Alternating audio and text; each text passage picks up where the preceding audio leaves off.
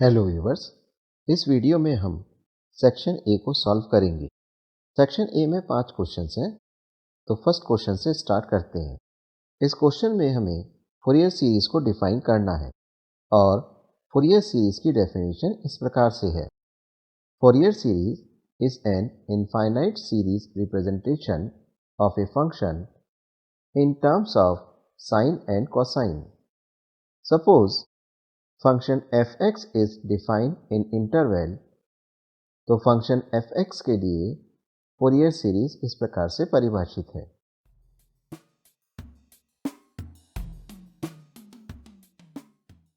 यहाँ a0, an और bn constants हैं जो इस प्रकार से कैलकुलेट किए जाएंगे।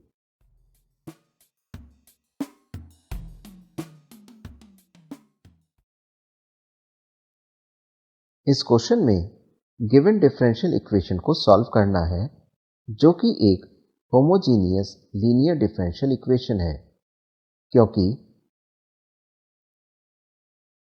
तो इस डिफरेंशियल इक्वेशन को सॉल्व करने के लिए y को vx से और dy ओवर dx को v plus x dv over dx से रिप्लेस करेंगे। On substituting these values in given differential equation, we get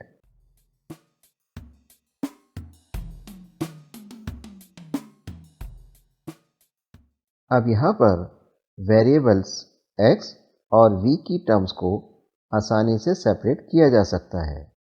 तो वेरिएबल v की टर्म्स को लेफ्ट हैंड साइड पर और x की टर्म्स को राइट हैंड साइड पर रखेंगे और फिर इंटीग्रेट करेंगे।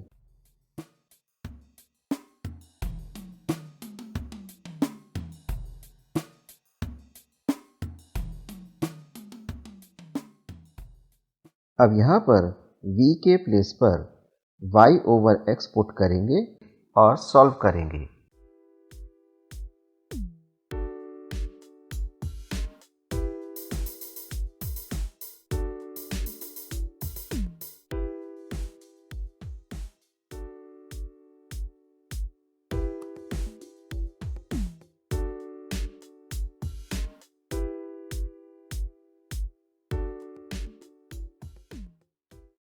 तो गिवन डिफरेंशियल इक्वेशन का सॉल्यूशन इस प्रकार से है।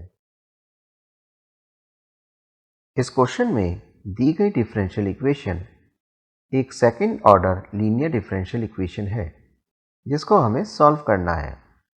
गिवन डिफरेंशियल इक्वेशन को हम इस प्रकार से भी लिख सकते हैं।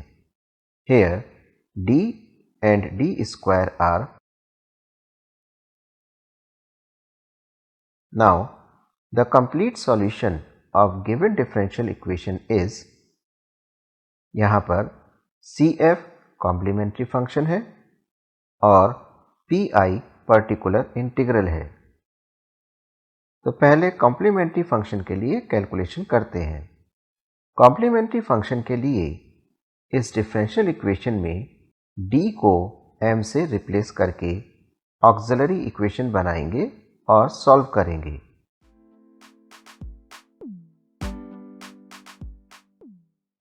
अब क्योंकि रूट्स रियल और अनइक्वल है, इसलिए कॉम्प्लीमेंट्री फंक्शन इस प्रकार से है।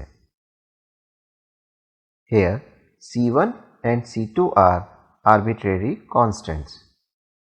अब पर्टिकुलर इंटीग्रल के लिए कैलकुलेशन करते हैं।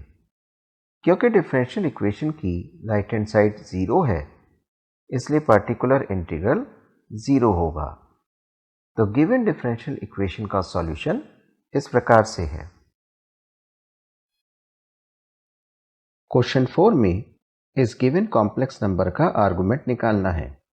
नाउ सपोज दैट, अब जैसा कि हम जानते हैं कि यदि z is equal to x plus I Y एक कॉम्प्लेक्स नंबर है, तो कॉम्प्लेक्स नंबर z का आर्गुमेंट इस प्रकार से डिफाइन होगा। अब गिवन कॉम्प्लेक्स नंबर को z is equal to x plus I Y से कंपेयर करने पर, so argument of given complex number will be